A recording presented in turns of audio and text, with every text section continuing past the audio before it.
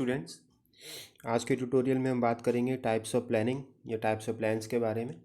और कंटिन्यूएशन में ये सारे ट्यूटोरियल रिकॉर्डेड हैं, आप इससे पहले के ट्यूटोरियल्स भी चेक कर सकते हैं। तो अगर हम टाइप्स ऑफ प्लान्स की बात करें तो देखिए कई तरीके से हम इसको या कई कैटेगरीज़ में इसको हम बांट सकते हैं। जैसे कि आप देख पा रहे हैं चार्ट में कि जो मुख्य तरीके के प्लान्स हैं वो हैं policies, procedure, method, rules, program, budget, objectives, strategies. ठीक है, तो ये सारे ही कहीं ना कहीं प्लानिंग का पार्ट है और ऑर्गेनाइजेशंस में ये चीज़ें सारी यूज़ की जाती हैं। तो आइए जानते हैं इनके बारे में एक एक करके। सबसे पहले जैसे बात की गई पॉलिसी। पॉलिसी क्या होती है? देखिए, पॉलिसी किसी भी ऑर्गेनाइजेशन में जब ऑर्गेनाइजेशन शुरू किए जाते हैं तो पॉलिसी फ्रेमवर्क किया जाता है, उनकी पॉलिसी बनाई जाती है। और पॉलिसी का यहाँ पर अगर लेमन लैंग्वेज में हम बात करें तो मतलब होता है गाइडलाइंस। तो पॉलिसी को हम कह सकते हैं these are the guidelines which help the managers in case of decision making. देखिए, ऑर्गेनाइजेशन में कभी भी आप देखते हैं कि मैनेजर्स आएंगे या जाएंगे तो काम चलते रहना चाहिए वहाँ पर। तो उस चीज़ से कोई फ़र्क नहीं पड़ता अगर आपके पास पॉलिसी बनी हुई है, क्योंकि पॉलिसी भी हमें डिसीजन मेकिंग में हेल्प करती है। तो अगर आपने पॉलिसी बना रखी है, जैसे फॉर एग्जांपल कि अगर कोई एम्प्लॉई छोड़ कर गया है तो उस केस में क्या करना होगा, तो ये डिसीजन मेकिंग का पार्ट है। तो मैनेजर्स पॉलिसी देखेंगे, उसमें अगर लिखा हुआ है कि अगर छोड़ के गया है तो आप एचआर डिपार्टमेंट में आप कहेंगे या बात करेंगे या बताएंगे उसको नोटिफिकेशन कि ये छोड़ के गए हैं, और उसकी जगह पर जो भी दूसरा रिक्रूट किया जाएगा उसका क्या प्रोसेस है, वो सारी चीज़ें पहले से लिखी हुई हैं। अगर कोई एब्सेंट है किसी दिन बिना बताए तो उस केस में क्या करना है, तो उसके लिए बार बार आपको डिसीजन मेकिंग नहीं करनी है, आपको दिमाग नहीं लगाना है। You just refer to the guidelines which are already noted in the policy making book of the organization and you have to take the decision. तो policy you can say is just a kind of plan, और planning करने में कहीं ना कहीं हम policy का use करते हैं। दूसरा इसमें है प्रोसीजर। प्रोसीजर भी एक तरीके की प्लानिंग है। Procedure is a course of action intended to achieve a result. देखिए, जो भी रिजल्ट आप पाना चाहते हैं उसके लिए आप एक सर्टेन प्रोसीजर को फॉलो करते हैं। तो जनरली जब हम प्रोसीजर की बात करते हैं तो प्रैक्टिकल टास्क में या मैकेनिकल नेचर के जितने भी टास्क होते हैं उनमें हम प्रोसीजर का जिक्र करते हैं। जैसे कि प्रैक्टिकल टास्क में अगर हम बात करें ना, कि आप जैसे कहते हैं कि बैंक में आपको सेविंग अकाउंट खुलवाना है, तो सेविंग अकाउंट खोलने का बैंक में क्या प्रोसीजर है। So that is basically a practical task which you need to perform on your own. और उसके लिए ऑनलाइन आवेदन देना है या ऑफलाइन आपको जाना है बैंक में, तो वो सारा प्रोसीजर पहले से लिखा हुआ होता है और आपको एज इट इज़ उसको फॉलो करना है, तभी आप जो डिज़ायर्ड रिजल्ट है, और डिज़ायर्ड रिजल्ट क्या है कि आपको अकाउंट ओपन कराना है, तो उस तक आप पहुंच पाएंगे। ऐसे ही जो मैकेनिकल नेचर के जो टास्क होते हैं वहाँ पर भी हम प्रोसीजर्स फॉलो करते हैं कि अगर कोई मशीन ऑपरेट करनी है, मशीन पे कोई काम करना है, उसका क्या प्रोसीजर है। ठीक है, मशीन पे चलाने का क्या प्रोसीजर है उसको। ऐसे ही आप मेडिकल फील्ड में भी बात करते हैं, जैसे डॉक्टर्स जनरली जो सर्जरी करते हैं, जो ऑपरेशंस करते हैं, तो उसके लिए भी सर्टेन एक प्रोसीजर का इस्तेमाल करते हैं। फिर है method.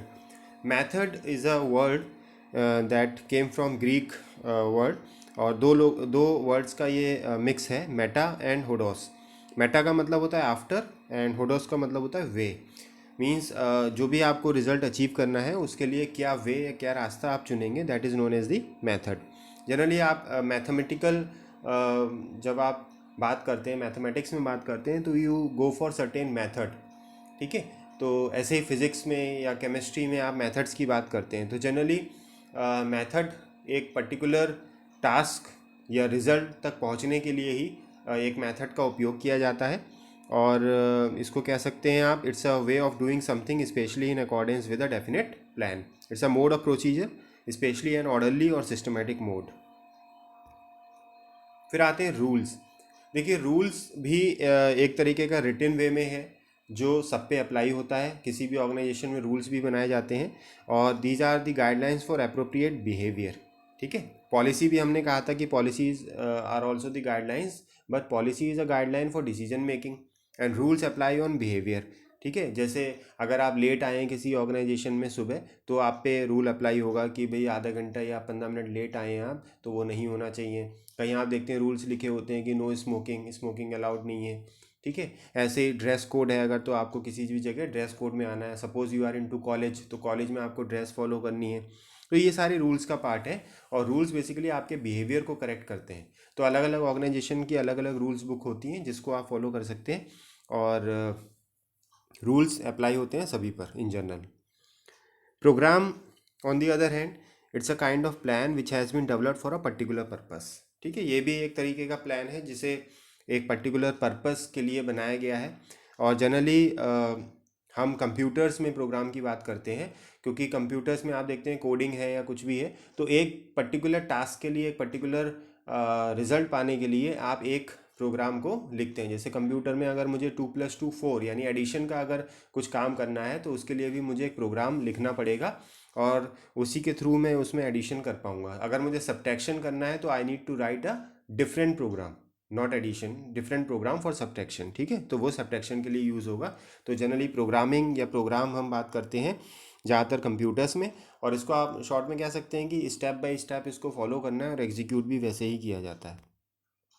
Budget, budget is also a kind of plan, और बहुत ही जगह आपने सुना होगा, जैसे गवर्नमेंट हर साल बजट डिक्लेयर करती है, तो बजट भी फ्यूचर को देखते हुए बनाया जाता है, और जहाँ पर फ्यूचर की जो नीड्स हैं, जो रिक्वायरमेंट्स हैं, जो भी एक्सपेंडिचर हैं जो आपको करने हैं, उसके लिए हम बजट को बनाते हैं। ऑर्गेनाइजेशंस में भी बजट का प्रावधान है, और जो डिफरेंट डिपार्टमेंट्स होते हैं ऑर्गेनाइजेशंस में, ठीक है, उनके लिए अलग अलग बजट निर्धारित है। जैसे for example for any company there will be a budget for advertising, there will be a budget for sales promotion program. Production में रॉ मटेरियल ख़रीदना है या आपको पैकेजिंग करनी है, so for each and everything basically research के लिए budget है। तो you have to go with the budget. Budget generally is framed by keeping in mind your pocket, means आपके पास जो सेविंग है या जो आपका रेवेन्यू जनरेशन है, उसको देखते हुए आप बजट को एलोकेट करते हो। तो ये भी बेसिकली फ्यूचर को देखते हुए किया जाता है। तो it's again a kind of plan. फिर बात आती है ऑब्जेक्टिव की। ऑब्जेक्टिव हम डे वन से ही बात कर रहे हैं कि it's something which you plan to do और अचीव। ऑब्जेक्टिव है बेसिकली जो आप एक फ्यूचर में एक चीज़ को पाना चाहते हैं, जो आपने गोल सेट किया हुआ है अपने लिए, वो आपके ऑब्जेक्टिव का पार्ट है। और इसको हम दूसरे शब्दों में ऐसे कह सकते हैं कि the difference between where we are and where we want to be. तो जहाँ हम पहुँचना चाहते हैं फ्यूचर में और जहाँ अभी हम हैं, ठीक है, उस के बीच का जो डिफरेंस है वो कहीं ना कहीं हमारे ऑब्जेक्टिव के द्वारा रिवील किया जाता है। फिर है इसमें स्ट्रैटेजी। स्ट्रैटेजी को आप कह सकते हो कि एक रणनीति बनाना, और ये टॉप मैनेजमेंट का काम है रणनीति बनाना, और किसी भी सिचुएशन को विनिंग सिचुएशन में कन्वर्ट करने के लिए, कंपटीशन को जीतने के लिए, अपने विरोधियों को यानी जो हमारे कॉम्पिटिटर्स हैं, ठीक है, उनकी मार्केट को जीतने के लिए, या उनसे बेहतर प्रोडक्ट लॉन्च करने के लिए, या उनकी स्कीम को या प्रमोशन को इन्फीरियर करने के लिए कहीं ना कहीं स्ट्रैटेजी मेकिंग होती है। और स्ट्रैटेजी एक तरीके की जटिल प्रोग्राम है जो आसानी से समझ में नहीं आ सकती दूसरे को। और जनरली जो मैनेजमेंट होता है वो इसी तरीके से स्ट्रैटेजी बनाता है कि जितने रिसोर्स उसके पास हैं, या जो भी रिसोर्स है, जो भी इनपुट है उसके पास, उससे बेस्ट पॉसिबल आउटपुट कैसे लिया जा सकता है, या उसमें से बेस्ट कैसे किया जा सकता है, वो आपका स्ट्रैटेजी का पार्ट है। ठीक है बच्चों, तो यहीं पे इसको हम एंड करते हैं। Thank you.